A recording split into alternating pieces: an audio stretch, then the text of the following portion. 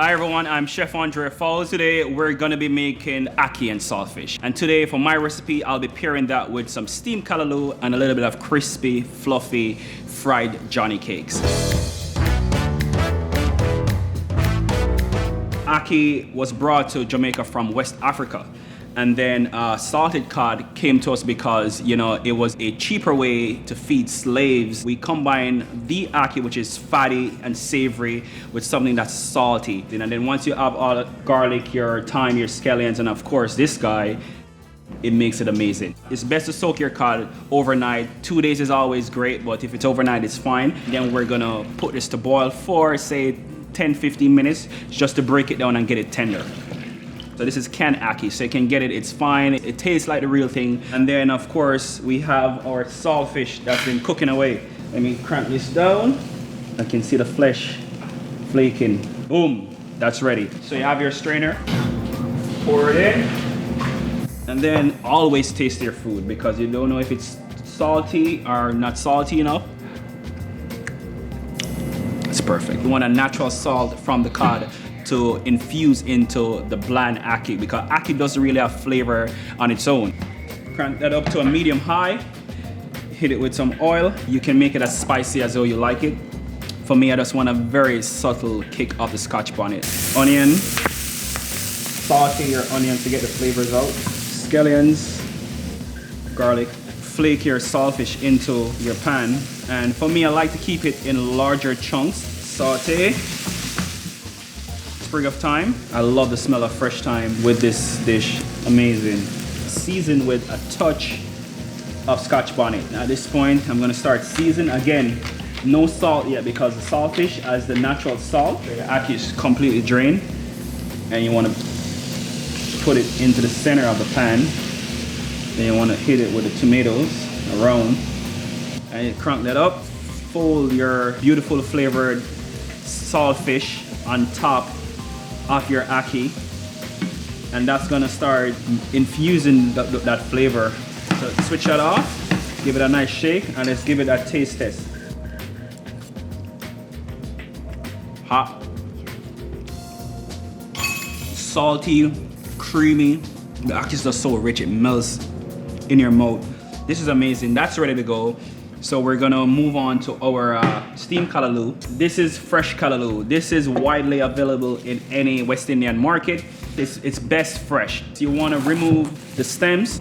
Take your time and remove these buds right here, which these are also bitter once you cook them. So you wanna remove those. Soak this in salt water for like 10-15 minutes just to remove all the sand and the debris. I went ahead and did that. So this one has been washed, soaked in salt water. If you don't have callaloo, you can use whatever greens you have. You can use collard greens, you can use a little bit of kale, but to make a traditional Jamaican breakfast, you need this callaloo. I like to go like a little bit thinner because the smaller you cut, the quicker it cooks. This is gonna be a great pairing with the ackee and saltfish. Carrots, quick peel, and it doesn't have to be perfect at all. This is our half of the onion that we saved. Years of chopping my fingers off, I had to learn is that I keep chopping them off or I get better. Red bell pepper. And this is just to add a little bit of color and some sweetness.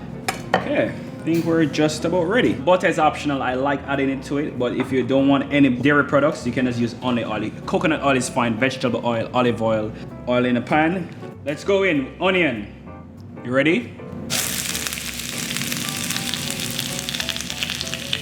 Alright. Carrots, bell pepper, fresh chopped thyme, a little bit of salt, and pepper. Now it's time for your callaloo. So you want to go in. That looks amazing right here. Give it a quick stir. You want to reduce your flame just about medium. Drop your butter in, touch more seasoning on top, touch of salt.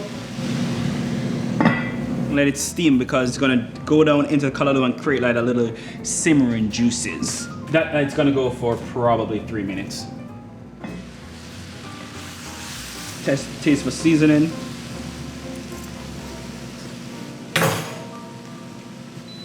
We're done. Amazing. Next, let's make some fried dumpling. First thing you want to do, you want to get all your ingredients ready for your Johnnycakes, which is called fried dumpling, of course, and it's a very simple process. First, we're gonna do our flour, and this is just regular all-purpose flour. And you always want to sieve your flour when you're doing some kind of dough because it gets it light and airy. Dry ingredients, sugar, have some baking powder, pinch of salt, and then you have a knob of butter, like a tablespoon of butter. And you want to use your hands to get into this. Break the butter into the flour to resemble like breadcrumbs or sand. And the milk, you can just add water if you want. And you want to form a soft dough. Don't be afraid of the dough because it's really messy and sometimes a little bit much. So this is the sign of a good dough. Your bowl is clean.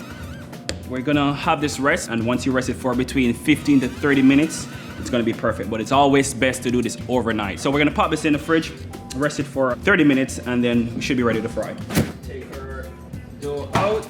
Okay guys, so it's time to finally fry our dumplings, our Johnnycakes. We're gonna break this down into small balls. Our oil is preset at 300 degrees. Fried dumpling is something that's so near and dear to my heart. It's so simple, but it's so freaking difficult to make it. So 2 ways you can make your dumplings. So you can do the standard way, which is just a ball, just over 2 ounces. And you want to do the roll and tuck technique. Or you can do this guy. What you do, you fold up and under, so you have a different shape. I like this for some reason because when it poofs up, it looks so cute. You want to peel it apart because of the layers wrapping around. But this is the standard, the round ones. And if you're doing a restaurant that's so popular and known for fried dumpling, this shit is harder. So that's what it is. And you want to give it a nice press in the center, and then you want to gently let it go. You want to make sure the oil is at 300 or below to start cooking it inside out, really. So you get that light, fluffy interior and a crispy exterior. It's cooking it low and slow. It's not gonna get greasy at all. Trust and believe, because I'm gonna show you. And that's so cool because once the oil starts getting up to temp, it's gonna start flipping. You see? It's flipping on its own. They're frying up nicely. They're getting nice color and it smells amazing. You know, this reminds me so much of my grandmother's kitchen back home. There's nothing better than fresh fried dumpling. This is what's gonna make this breakfast all ties together. Sweet plantains. You need a touch of sweetness, and this is what's gonna make it perfect. We're gonna open this guy up. That's sizzle. You wanna flip. Ooh. Looking good. Plantains done.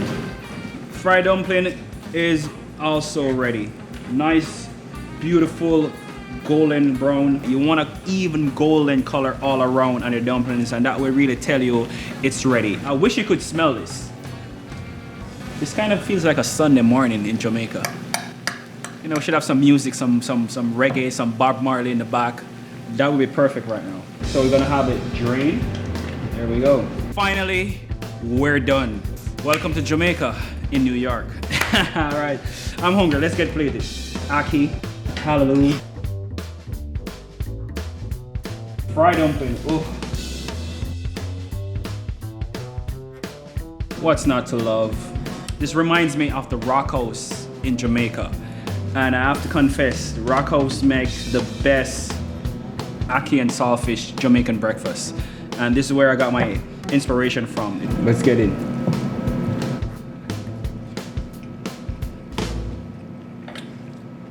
Look at this. See that? Not greasy at all.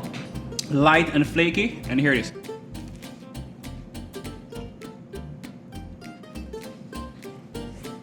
Oh my God. And then to finish, plantain. This is really, really good. I'm taken back right now. This is really amazing, and wow. You guys should definitely try this recipe. It's stupid good. It's so freaking good. Click the link below and follow the recipe, and happy cooking.